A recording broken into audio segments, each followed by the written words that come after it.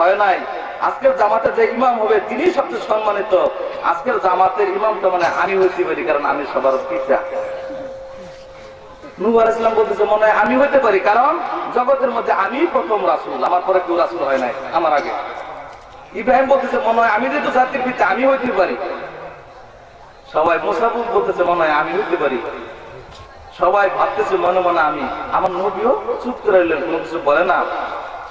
হঠাৎ করে হযরত জিবরাইল আলাইহিস সালাম আযান একামত দিয়া মুসাল্লা বরাবর জায়নামাজ বরাবর নবীজির হস্ত মুবারকের মধ্যে টান দিয়ে ডাক দিয়ে বলে, ইয়া রাসূলুল্লাহ, আজকের ইমামতের দায়িত্ব যোগ্যতা একমাত্র আপনার, আপনি ইমামতি করবেন। বলেন মারহাবা। আমরা সেই নবীর উম্মত হতে পেরেছি, বেজান না খুশি?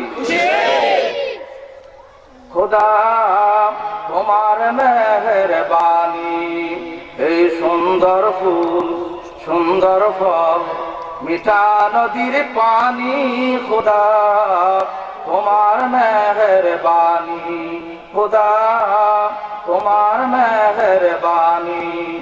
শ্রেষ্ঠ নবী দিলে মোরে করিয়ে নিতে রোজ হাসরে, শ্রেষ্ঠ নবী দিলে মোরে করিয়ে নিতে রোজ হাসরে। পথ না ভুলি তাই তো দিলে পাক কোরআনের বাণী, খোদা তোমার মেহেরবানি, খোদা তোমার মেহেরবানি। আল্লাহ পাক আমাদেরকে কত ভালোবাসেন, খেয়াল করেন, লক্ষ্য করেন বাবারা। আল্লাহ আমাদেরকে এত ভালোবাসেন। ও আমার বান্দারা, তোমরা চিন্তা করো না, তোমাদের কিসের চিন্তা? তোমাদের নাজাতের জন্য কি কি ব্যবস্থা করতে হবে এটা তোমরা বুঝো না, আমি জানি। তোমাদের নাজাতের জন্য আমি আমার শ্রেষ্ঠ বন্ধুরে রেডি করে রাখছি। বলেন সুবহানাল্লাহ। আমি মুসা নবীরে তোমাদের জন্য সুপারিশ বানাই নাই, ইব্রাহিম নবীরে বানাই নাই, ঈসা ইব্রাহিম কাউকে বানাই নাই। আমার শ্রেষ্ঠ বন্ধু দিয়ে তোমাদেরকে আমি সুপারিশ করাবো। বলেন মারহাবা। শ্রেষ্ঠ নবী দিলে মোরে করিয়ে নিতে রোজা করে আমার জীবন ধন্য হয়েছে।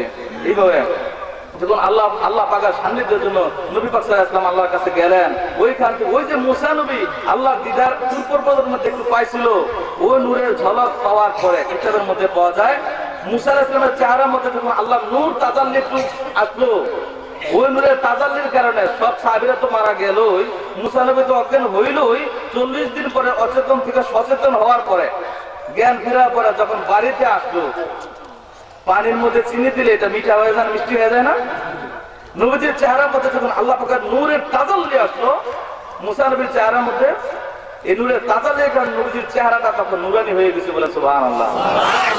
বাড়িতে আসার পরে মুসা নবীর স্ত্রী যখন তাকাইলো, মুসা নবীর স্ত্রী তাজাল্লির কারণে অন্ধ হয়ে গেছে। বলে সুবহানাল্লাহ। সাহাবীরা যারাই মুসা নবীর দিকে তাকায় ওই তাজাল্লিতে অন্ধ হয়ে যায়, বিপদের মধ্যে পড়ে গেছে। তখন মুসা আলাইহিস সালাম কাপড় দিয়ে খালি মধ্যে কারণ বিপদ তো তাফসীরের কথা। পরে আল্লাহ পাকের কাছে ফরিয়াদ করা হয়েছে, এই নূরকে রোহিত করা হয়েছে। ওই 7 আসমানের উপর থেকে সিদরাতুল মুনতাহা থেকে পার হয়ে একটু নূর আসলো মুসা নবীর চেহারায়। সেই নূর দেখে যদি এরকম অবস্থা হয়, আমার নবী 7 আসমান পার হয়ে গিয়া এত কাছাকাছি রাজমহলে আল্লাহর কাছে গিয়ে দেখা করে, ওই কাছাকাছি যায়, ওই নূরের তাজাল্লিটা নবীর চেহারার মধ্যে কেমন কেমন কি অবস্থা হবে? সিররুল আসরার কিতাবের মধ্যে পাওয়া যায়, হাদিসে কুদসি আল্লাহ পাক রব্বুল আলামিন তিনি বলতেছেন, খালাকতু মুহাম্মাদান মিন নূরি ওয়াজহি। বলেন সুবহানাল্লাহ। আপনারা খেয়াল করেন কথাটা, এই কথাটা খেয়াল করেন যে কত দামি কথা, এগুলো সহজ কথা না, এটা কোনো ছোটখাটো কথা না। খালাকতু মুহাম্মাদান মিন নূরি ওয়াজহি, আমি আমার রাসূলকে, আমি আমার হাবিবকে আমি আল্লাহর চেহারার নূর থেকে সৃষ্টি করেছি। বলেন সুবহানাল্লাহ। আমি আমার বন্ধু আমার হাবিবকে আমার চেহারার নূর থেকে সৃষ্টি করছি। এই দেহের মধ্যে সবচেয়ে দামি সুন্দর জায়গা কোনটা? আকর্ষণীয় চেহারা, ঠিক না? আল্লাহ রাসূল পাক সাল্লাল্লাহু আলাইহি ওয়াসাল্লাম যখন আল্লাহ পাকের দিদার থেকে ফেরত আসতেছেন, 7 আসমান পার হয়ে 6ষ্ঠ আসমানে যখন আবার ফেরত আসলেন, তাকায়া মুসা নবীর সাথে সাক্ষাৎ হয়ে গেল। মুসা আলাইহিস সালাম তাকায়া দেখে যে নূর দেখার জন্য আমি দুনিয়ায় থেকে এত বড় আবেদন করেছিলাম, আজিজ জানতে জারি করেছিলাম, আমি তুর পর্বতে একটু নূর দেখার পরে বরদাস্ত করতে পারি নাই, সেই নূর আমি চিনে রেখেছি। আজকে তাকায় দেখি মোহাম্মদ সাল্লাল্লাহু আলাইহি ওয়াসাল্লাম চেহারার মধ্যে সেই নূর দেখা যায়। বলেন সুবহানাল্লাহ। সেই নূর দেখা যায়, যে নূর আমি তুর পর্বতে দেখতে পাই নাই, চেষ্টা করেও পারি নাই। হায় হায় হায়, এটা তো সেই নূর। এটা চিন্তা বলেছে দেখতে চিন্তা বলেছে। এখন মুসা আলাইহিস সালাম আল্লাহর দিদার পাওয়ার জন্য আমরা আল্লাহর দিদার চাই না? আল্লাহকে দেখতে চাই না? দেখতে চাই।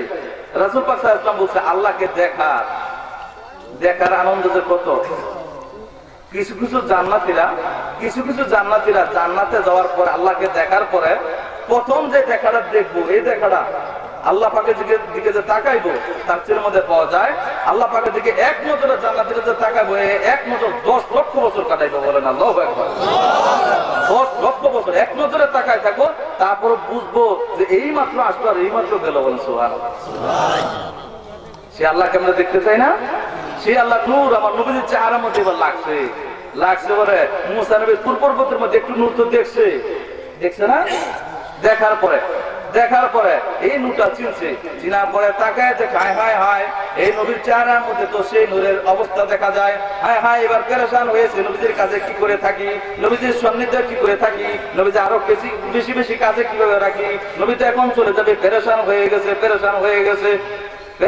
গেছে। নবীর কেমনে নবী তার থাকবো না এখানে। নবী তার যায় যারা ভালোবাসে সে তার কাছে রাখতে চায় না বেশি।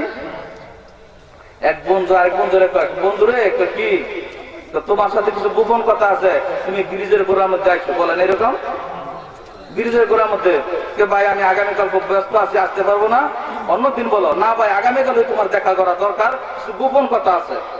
বন্ধুরা এরকম ডাকে না কিছু কথা বলার জন্য, তো ভাই আমি যাইতে পারবো না। অবশেষে পরের দিন চিন্তা করতেছে, বন্ধুরা যখন বলছে যাওয়ার জন্য, এখন না গেলে মনটা খারাপ হইব। এখন মন তো মানে না, যাই কি হাজির হই, নাইলে কথা যেমন তোমার না দেখলে খারাপ লাগবে। কাছে গিয়া এই বন্ধু ওই বন্ধুর আগে গিয়ে বসে রয়েছে, পরের বন্ধু আসছে, বলছিলাম বন্ধুরা আসার জন্য, আসে ওই না জানি কি যাই গিয়া খবরটা লই গিয়া দেখে যে বন্ধু বলছে আসতে পারবো না, হ্যাঁ গিয়া আগে দাঁড়াই দিচ্ছে। বন্ধু তুমি না বলছো আসবা না, গতকাল বলছিলে আসবা না, আজকে যে আসলাম। এখন চিন্তা করতেছে শর্ম করে গেছি, বন্ধু আমি যে আসবো না এই কথাটা আবার জানাইতে হয়েছে, আমি যে আসবো না এটা আবার জানাইতে হয়েছে আজকে, তুমি মনে না রাখতে পারো। মানে কত হয়েছে, বন্ধু ডাকে না আসলে ভালো লাগে না, একটা বলতেই বুঝছেন না? মুসা আলাইহিস সালাম চিন্তা করতেছে হায় হায়, এই নবীর তো সাউন্ড হইব না, এই নবীর দেখলেই ভালো লাগে, যে নূর আমি তুর পর্বতে দেখতে পারি নাই। হ্যাঁ, এটা তো এই নূর, সুতরাং এই নূর ছাড়া যাবে না। খালি হে রাসূলুল্লাহ আপনি কি নিয়ে আসছেন, কি কথা বলছেন, আর কি আছে, মানে যত রকমের হাডি নুড়ি আছে শুরু করছে আল্লাহ, মানে যে কোনো ভাবে নবীর কাছে রাখবে। কেন বলছে, ভাই মুসা আমাকে আল্লাহ পাক 50 ওয়াক্ত নামাজ দান করেছেন, আমার উম্মতের জন্য 50 ওয়াক্ত বিধান দেওয়া হয়েছে। মুসা আলাইহিস সালাম ডাক দিয়ে বলে, ইয়া রাসূলুল্লাহ দুনিয়ার মধ্যে আপনার কাছে আমি এই কথাটা আমি অভিজ্ঞতা থেকে বলতে পারি, দুনিয়ার মানুষেরা বড়ই অলস প্রকৃতির মানুষ, আমার অভিজ্ঞতা অনেক বেশি, আমি ঘোরাফেরা করে এসেছি। এত নামাজ আপনার উম্মত দুর্বল উম্মত আখিরে জামানের উম্মত করতে পারবে না। যান, আমি বলতেছি অনুরোধ করে আপনি আবার গিয়া কমায় নিয়ে আসেন। এই নামাজ যদি কমায় নিয়ে আসে, আবার নবী এই রাস্তা দিয়ে আসবো না? আবার যদি আসে মুসা আলাইহিস সালাম কি আবার দেখবে, ঠিক না? লাভ ছাড়া কেউ লাভ দেয়? যে না লাভ আছে হ্যাঁ মারো লাভ দেয়। মুসা আলাইহিস সালাম বলতেছে কোন মতে যদি ফেরত দিতে পারি, আবার আসবে, আবার দেখবো। ইয়া রাসূলুল্লাহ আবার ফেরত যান, আবার চলে আসেন, আবার ফেরত যান। পাঁচ কমাইতে বারবার আসে, বারবার দেখে মুসা নবীর তৃপ্তি শেষ হয় না। আমার রাসূল পাক সাল্লাল্লাহু আলাইহি সাল্লাম মনে মনে বলে, ও মুসা রে বারবার তুমি ফেরত দাও, আমি বারবার আল্লাহর কাছে যাই। আমার আল্লাহ ডাক দিয়ে বলে, ও জগৎবাসীরা নবীরা শুনে রাখো, আমি ইচ্ছা করলে 50 থেকে প্রথমে 5 করে দিতে পারতাম, কেন করি নাই? বলেন সুবহানাল্লাহ। কেন করি নাই? এটা কারণ আছে। আমরা তো খালি জানি 5 ওয়াক্ত পড়ে দিছি, এটা কারণটা কি? মুসার কারণটা তো আপনারা বুঝছেন, মুসার কারণটা বুঝছেন না? নামাজে কেন কমানো গেছে বাহানা, কারণ উনি নবীরে দেখবে, এটা শোন আল্লাহ নবীরে দেখলে ওনার শান্তি। এইবার আল্লাহ কেন প্রথম কেন 5 ওয়াক্ত পড়ে দেন, বারবার করে 5 করে কমাইছে? কথা আছে না এখানে? অবশ্যই আছে।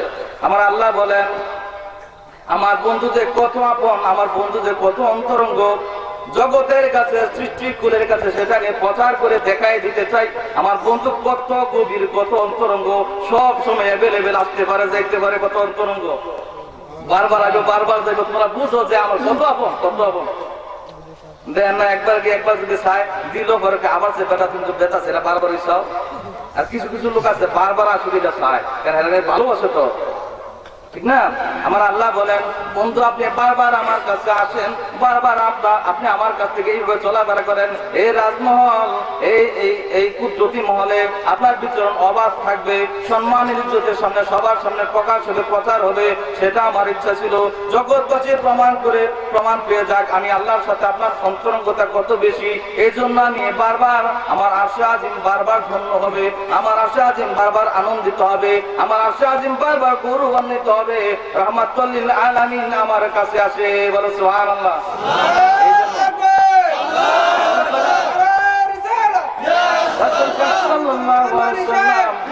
রাসূল পাক সাল্লাল্লাহু আলাইহি ওয়াসাল্লাম এইভাবে আসেন। আর নবী কেন? মুসা আলাইহিস সালামের লাভটা তো আপনারা বুঝছেন, ঠিক না? মুসা নবী নবীনে দেখতে চেয়েছিল, আর আল্লাহর লাভ কি?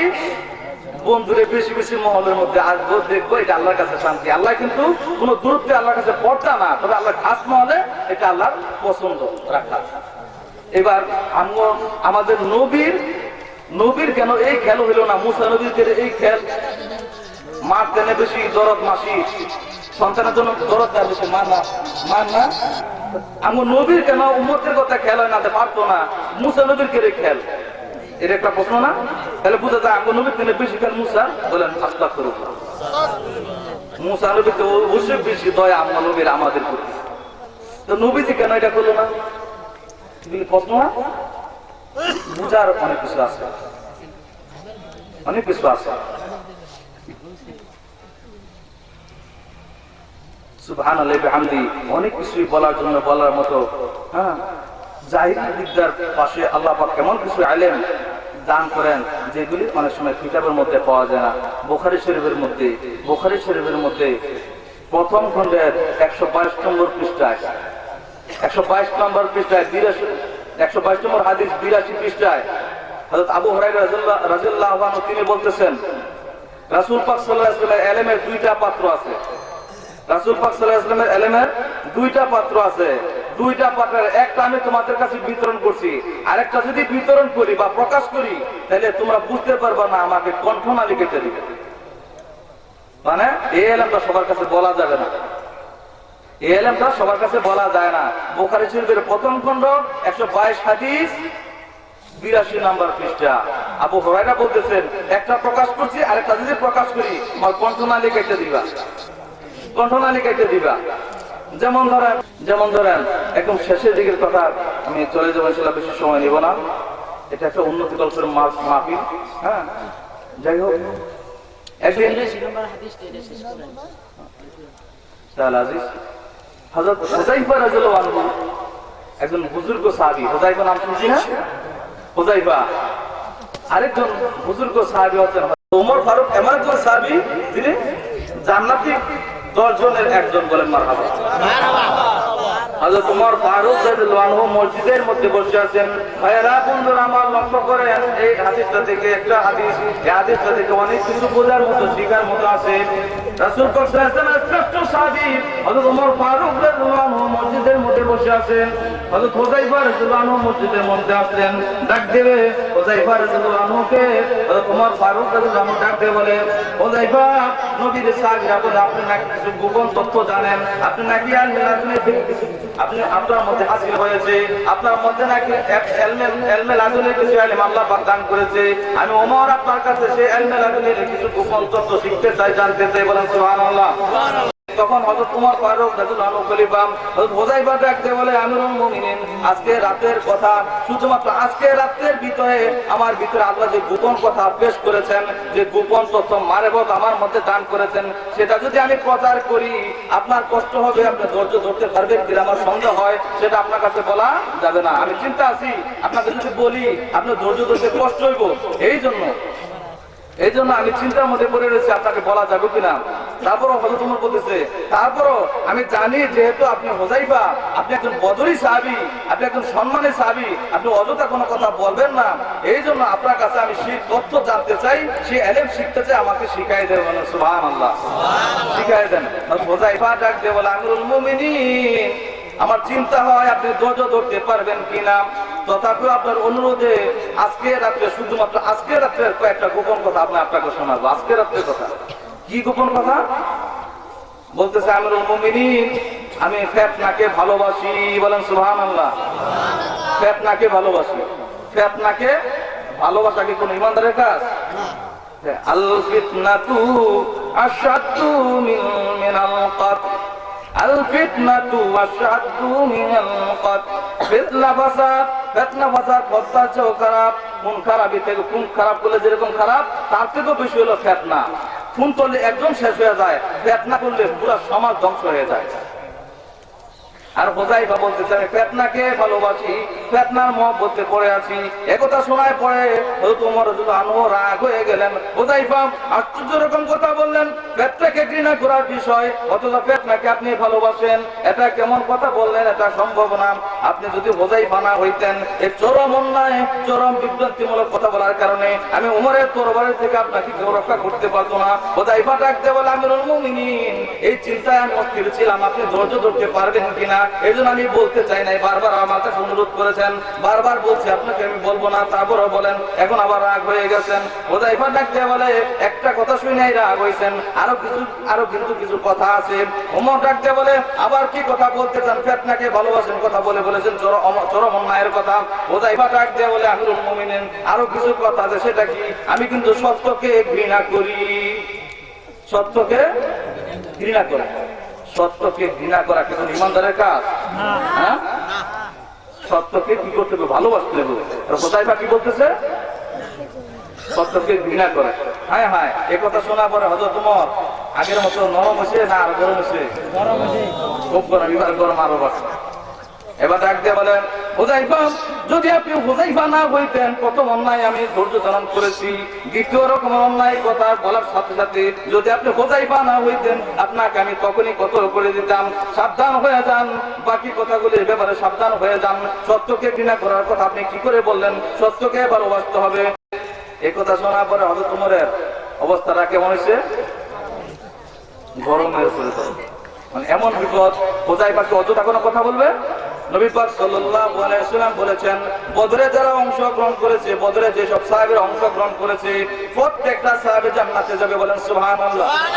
প্রত্যেকটা সাহাবী জান্নাতে যাবে যারা বদরে অংশগ্রহণ করেছে। আর সেই বদরে অংশগ্রহণ করেছিল হযরত হুযায়ফা। হুযায়ফার ব্যাপারে হযরত ওমর বলতেছে, হুযায়ফা যেহেতু বদরে অংশগ্রহণ করেছো, এই জন্য তোমার কথাগুলি আমার কাছে এত বড় বিপজ্জনক হওয়ার পরে তোমাকে আমি মারতে পারতেছি না। এই জন্য সতর্ক হয়ে যাও হুযায়ফা, আর ব্যাপারে সাবধান হয়ে যাও। হুযায়ফা ডাকতে বলে, আমিরুল মুমিনিন, আমার কাছে কিন্তু আরো কিছু গোপন কথা আছে। সুবহানাল্লাহ। কি কথা? আবার কি কথা বলতে চান? ফিতনাকে ভালোবাসেন, সত্যকে ঘৃণা করেন, আল্লাহর কাছে নাই। আশ্চর্য রকম কথা বলতেছেন। জি, আরো কিছু কথা আছে। সেটা কি? যে জিনিসের সৃষ্টি হয় নাই, যে জিনিসের সৃষ্টি হয় নাই সেটার বর্ণনা করি আমি। বলেন আল্লাহু আকবার, সুবহানাল্লাহ। যেটা সৃষ্টি হয় নাই এটার বর্ণনা করি আমি। এটা কেমন হইলো কথাটা? বিপজ্জনক কথা। একটা কথা কি লাইন মতো আছে? সবগুলি বিপরীত না? প্রথম কথা কি বলছে আপনারা মনে রাখছেন? ফিতনাকে ভালোবাসে। পরেরটা কি বলছে? সত্যকে ঘৃণা করে। পরেরটা কি? আল্লাহর কাছে নাই, আমার কাছে আছে। পরেরটা কি? যেটা সৃষ্টি হয় না সেটার বর্ণনা করি, ওয়াজ করি। আমি এই কথাটা কেন বলতেছি? শরীয়তের ভিতরে মারেফত, শরীয়ত ছাড়া মারেফত না। শরীয়ত হলো বাতি, মারেফত হলো এটার আলো। বাতি ছাড়া মারেফত আসবে না, শরীয়ত ছাড়া মারেফত পাবে না। আকাশটা উড়ে এসো যদি বলে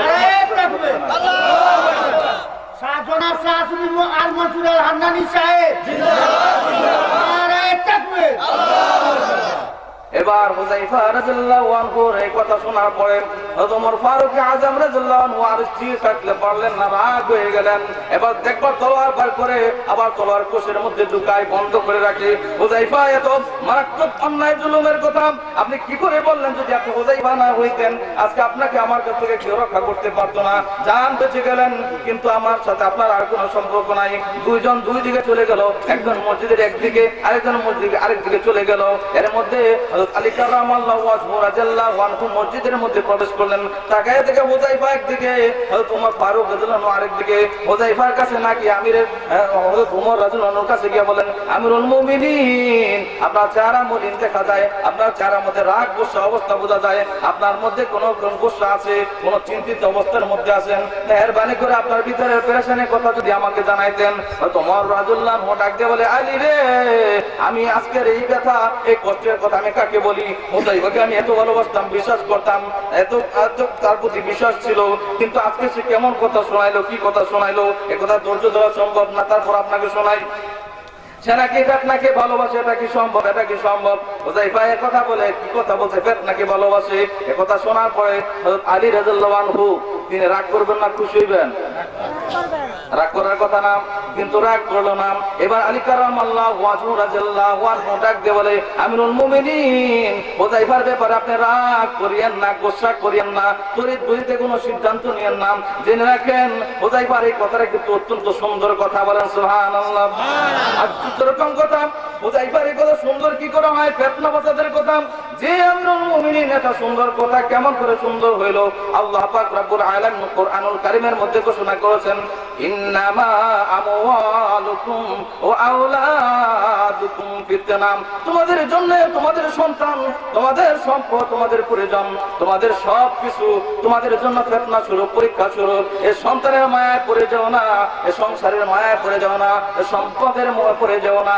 এগুলির মোহে যদি পড়ে যাও, এই ফিতনার মধ্যে যদি পড়ে যাও, তাহলে আমি আল্লাহর নৈকট্য থেকে তোমার দূরে সরে যাবে, আল্লাহ রাসূলের দূরত্বের মধ্যে চলে যাবে।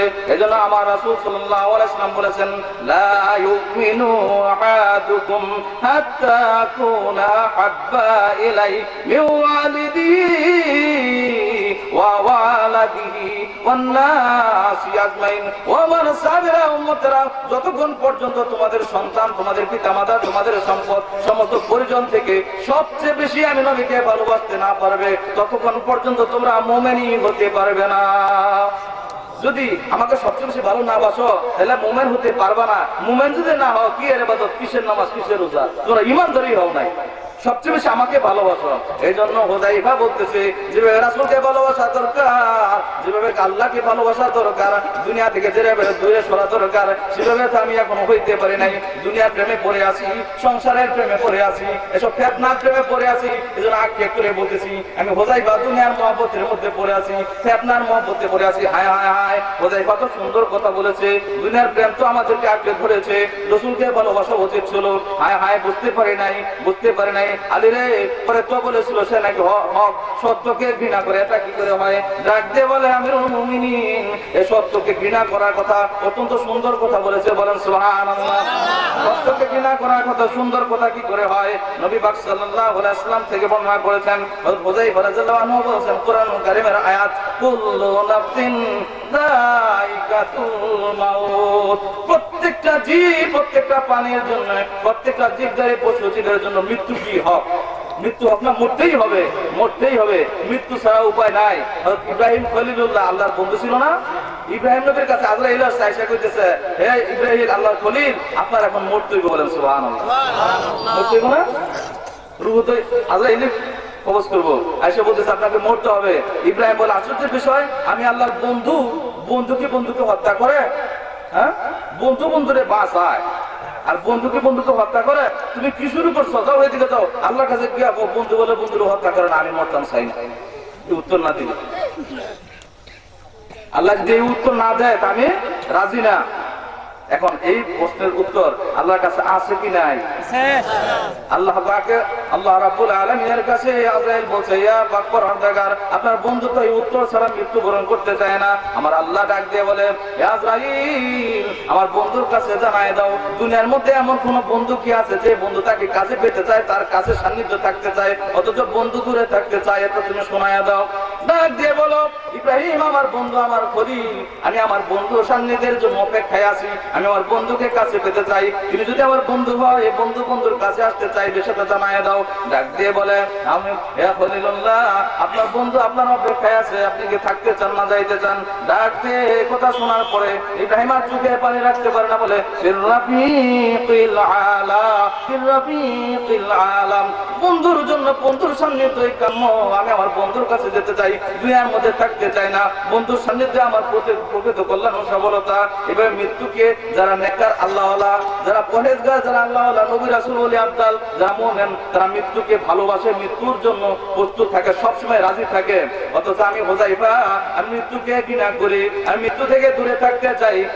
এটা কি অন্যায়, এটা কি জুলুমের কথা? আমি মৃত্যুকে ভালোবাসা